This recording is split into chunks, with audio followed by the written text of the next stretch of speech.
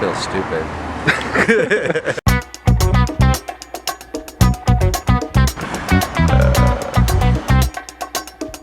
Everybody wants credit for the frontside air.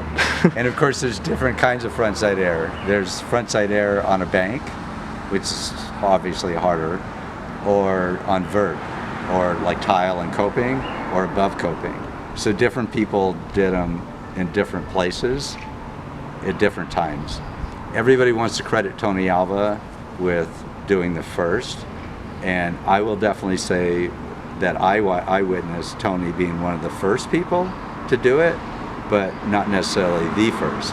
Actually, I give a lot of credit to George Orton, who did him more by accident. Like he'd come up, because he always grabbed his board when he came up like on a grind or something, he'd grab the rail, and sometimes if his weight shifted back, it would pull away from the tile or from the wall, and it would be like an air, but a lot of times it'd be a bail at that point. Or maybe he'd manage to turn it around and roll out of it, but nobody thought of it as being air, because it just looked more like a bail at the time.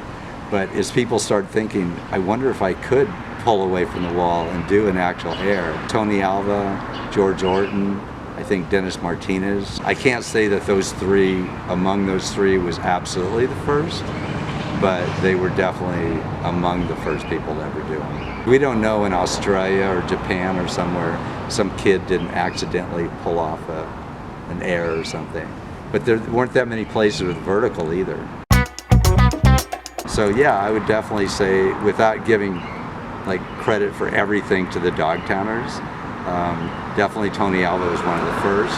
But one thing to remember with Tony is he probably did them the raddest first, because Tony's style was so aggro, and his, just like Alan Gelfand made the ollie his, even though he didn't invent it, but he took it and made it his own, and nobody could do ollies like he could do.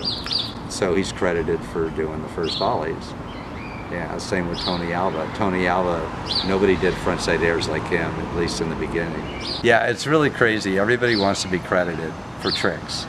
And when tricks first started being named, a lot of skaters gave it their name. They wanted to take credit for it because their name was on it, even if they didn't invent it or do it first. So it's pretty crazy with that. But with some of the people whose names went on tricks, they stuck. Like the Andricht, it'll always be an Andricht, right? You got things like nose wheelies that are now manuals, but that was just a made-up name. It's not somebody's name. There's kind of no credit, like for all of history, to, like with the Andricht, it'll always be an Andricht, and 50 years from now, it'll always be his name, even after he's dead. It's kind of cool to have something named after you, but a lot of people forget who did a trick first, you know, years and years later. So you have to go back and look at the videos or the pictures and go, yeah, look at that guy who was doing that trick. It's all about fun. I mean, fuck credit.